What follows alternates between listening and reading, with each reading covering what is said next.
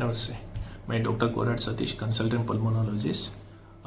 आज बात करेंगे ओमिक्रॉन जो कोविड केसेस अभी 2025 में नंबर ऑफ केसेस जो बढ़ रहे हैं उसके बारे में। तो अभी आज के डेट 3 जून मॉर्निंग 8 AM का डाटा है ministry of health and family welfare का, जिसमें इंडिया में टोटल 4026 केसेस रजिस्टर्ड हुए हैं, जिसमें से 2700 केसेस डिस्चार्ज हो चुके हैं। सबसे ज़्यादा केसेस अभी केरला में पाए गए हैं, जिसका नंबर है 1416 केसेस। उसके बाद महाराष्ट्र में सबसे ज़्यादा केसेस है, दिल्ली में, गुजरात, तमिलनाडु। ऑलमोस्ट हर एक स्टेट में पॉजिटिव केसेस है, एक्सेप्ट अरुणाचल प्रदेश में अभी भी कोई केसेस रजिस्टर्ड पॉजिटिव केसेस नहीं हुआ है।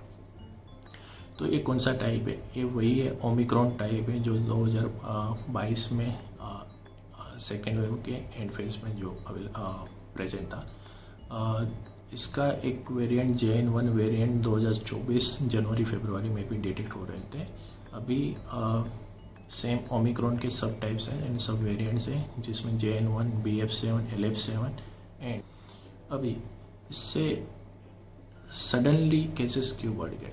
सडनली इसलिए बढ़ गए क्योंकि नंबर ऑफ केसेस थोड़े से इंक्रीज होने के बाद वो स्प्रेड होना ज़्यादा हो रहा है because of new variant, new सब वेरिएंट। एंड सेकेंड की डिटेक्शन रिसेंटली बढ़ गया है इंटरनेशनल ट्रैवलर के लिए, और जो भी केसेस पॉजिटिव आ रहे हैं उनके जो भी क्लोज कॉन्टेक्ट हैं उनका भी स्क्रीनिंग होता है।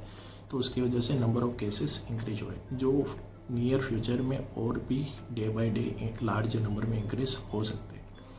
अभी ये इतना सिम्टोमेटिक नहीं है यंग पेशेंट में, खास करके कोमॉर्बिड पेशेंट में इतना सिम्टोमेटिक नहीं है। क्यों? क्योंकि अब हमारे पास हाइब्रिड इम्यूनिटी होती है। हाइब्रिड इम्यूनिटी क्या होती है कि जैसे कि फेज़ 1 में सेकेंड वेव में जो भी केसेस पॉजिटिव थे या जिनको भी एक्सपोज हुआ था, भले वो पॉजिटिव ना आया हो, बट जिनको भी सिम्टोमेटिक थे या एक्सपोज हुआ है उनके पास इम्यूनिटी जनरेट होती है, मेमोरी सेल्स अवेलेबल होते हैं।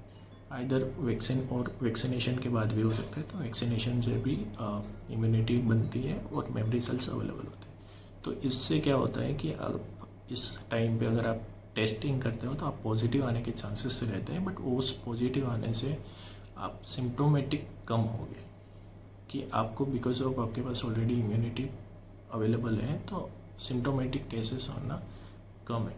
तो अभी क्या सिम्टम्स है? अब इस बार जो देखा जा रहा है उसमें upper respiratory tract and respiratory tract के सिम्टम ज़्यादा है। अपर रेस्पिरेटरी ट्रैक्ट में क्या होता है कि runny nose, nose block, throat pain होना, गले में खराश होना, खांसी आना।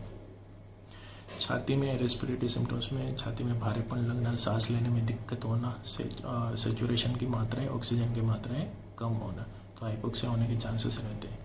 बट जो केसेस सीवियर है, जिनको एडमिशन की रिक्वायरमेंट है या ICU की रिक्वायरमेंट है, वो देखा जा रहा है कि मोर देन 60 ईयर की एज हो या फिर जिनको कोमॉर्बिड कंडीशन हो, खास करके जिनको डायबिटीज़, हाइपरटेंशन, थायराइड के प्रॉब्लम है, या तो हार्ट रिलेटेड कोई प्रॉब्लम है या तो किडनी रिलेटेड प्रॉब्लम है, और उन केसेस में जिनको प्री एग्जिस्टिंग लंग डिसीज हो, जैसे कि COPD, asthma, lung cancer, fibrosis, या कोई कैंसर की वजह से अगर कोई पेशेंट कीमोथेरेपी या रेडिएशन थेरेपी पे है तो उनको भी सीवियर केसेस होने के चांसेस हैं।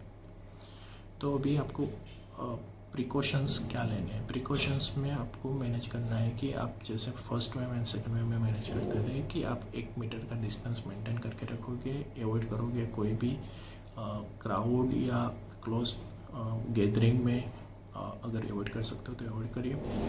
हैंड हाइजीन मेंटेन करना है, किसी को भी अननेसेसरी टच नहीं करना है, हैंडशेक नहीं करना है। अगर आप कुछ हैंडशेक या ऐसा कुछ होता है तो हमेशा हैंड वॉश करिए, साबुन से हाथ धोइए। हाथ धोए बिना मुंह पे हाथ मत लगाइए, आँखों पे, नाक पे या मुंह को अवॉइड करिए टच करना। अगर कोई सैनिटाइज़र यूज़ करते हैं तो एटलीस्ट मेंटेन करिए कि उसमें 60% से ज़्यादा अल्कोहल कंटेंट हो।